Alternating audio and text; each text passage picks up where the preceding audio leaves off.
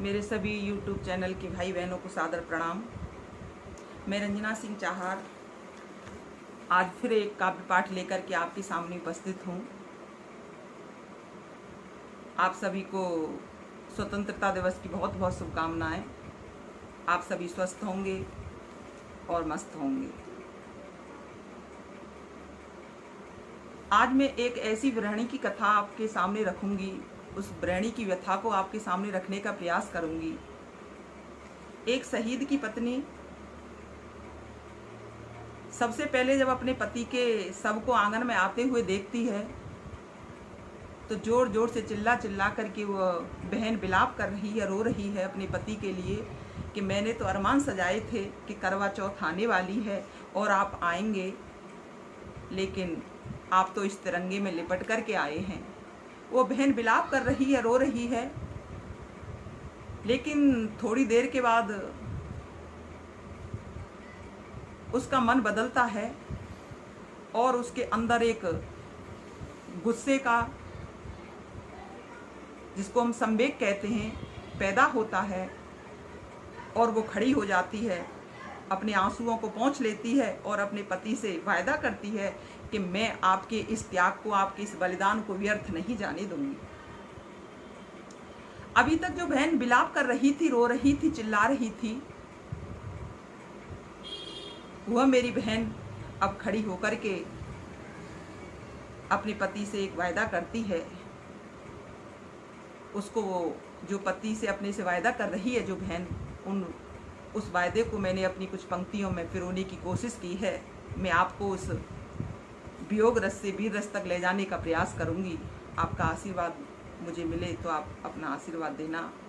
आपको जरा भी उस वियोग से वीर रस तक ले जाने की अनुभूति हो तो आप मुझे अपना आशीर्वाद जरूर देना। उस बहन का गुस्सा बढ़ जाता है दुश्मन के प्रति और वो क्या कहती है कि रणभूमि में रणचंडी बन, रणभूमि में रणचंडी बन तेरा फर्ज निभाऊंगी। रणभूमि में रणचंडी बन तेरा फर्ज निभाऊंगी और झांसी की रानी बनकर मैं सन 57 याद दिलाऊंगी। झांसी की रानी बनकर सन 57 याद दिलाऊंगी। अभी तक जिस बहन के श्रृंगार सजा पड़ा था कि माथे पर बिंदिया सिंदूर कहीं शोभा देता, माथे पर बिंदिया सिंदूर कहीं शोभा देता, चंदन का टीका उस बहन ने लगा लिया। उस बिंदिया को, उस सिंदूर को हटा करके उस बहन ने चंदन का टीका लगा लेती है अपने माथे पर कि माथे पर बिंदिया सिंदूर कहीं शोभा देता, चंदन का टीका बहन ने अब लगा लिया। हाथों के कंगन और चूड़ियों की खनकार, हाथों के कंगन और चूड़ियों की खनकार, उनकी जगह पिस्तौल को थमा लिया। हाथों के कंगन और चूड़ियों की खनकार, उनकी जगह पिस्तौल को थमा लिया। और श्याम की रुक्मिणी सा बदन था नाजुक जिसका, श्याम की रुक्मिणी सा बदन था नाजुक जिसका, आज इस बदन को झांसी रानी ने ले लिया। श्याम की रुक्मिणी सा बदन था नाजुक जिसका, आज इस बदन को झांसी रानी ने ले लिया। शर्माई आंखें चाल में थी मंदता जिसके, वो बहन कैसे रहती थी? शर्माई आंखें चाल में थी मंदता जिसके, आंखों में रुधिर ने स्थान अब बना लिया। इस श्रृंगार रस से मैं आपको वीर रस तक ले जाने की कोशिश कर रही हूँ। आपको जरा भी अनुभूति हो तो आप इस बहन को अपना प्यार अवश्य देना। और क्या हुआ कि महासाधना की देवी ने खाकी वर्दी पहनी थी, महासाधना की देवी ने खाकी वर्दी पहनी थी, दुश्मन से बदला लेने को देवी वो आतुर थी, दुश्मन से बदला लेने को देवी वो आतुर थी। अपने जीवन को मैं अर्पण मातृभूमि पर कर दूंगी। अपने पति से कहती है कि हे पतिदेव, अपने जीवन को मैं अर्पण मातृभूमि पर कर दूंगी, और प्रियतम का बदला लेने को जान में अर्पण कर दूंगी। प्रियतम का बदला लेने को जान में अर्पण कर दूंगी। प्रियतम का बदला लेने को जान में अर्पण कर दूंगी। 4 पंक्ति में और आपके सामने रखने की कोशिश करूंगी उस देवी के सम्मान में।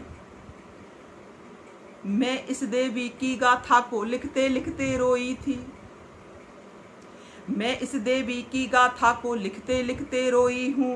विरह वेदना के कारण मैं भी सपने में खोई हूँ। विरह वेदना के कारण मैं भी सपने में खोई हूँ। मैं इस देवी की गाथा को लिखते लिखते रोई हूँ। मैं इस देवी की गाथा को लिखते लिखते रोई हूँ। विरह वेदना के कारण मैं भी सपने में खोई हूँ। विरह वेदना के कारण मैं भी सपने में खोई हूँ। चूड़ी कंगन बिंदिया पायल, चूड़ी कंगन बिंदिया पायल झुमकों ने भी आह भरी। चूड़ी कंगन बिंदिया पायल झुमकों ने भी आह भरी। देशभक्त और पतिव्रता की वेदना अब जाग पड़ी। चूड़ी कंगन बिंदिया पायल झुमकों ने भी आह भरी।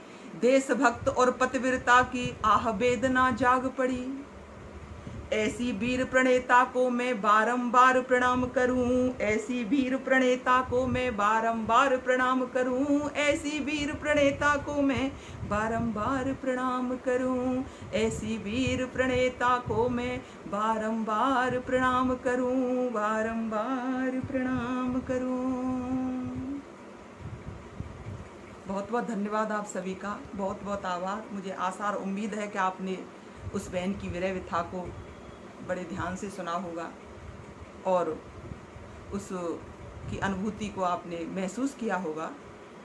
आप ऐसे का पाठ सुनने के लिए इस चैनल को लाइक करें, सब्सक्राइब करें।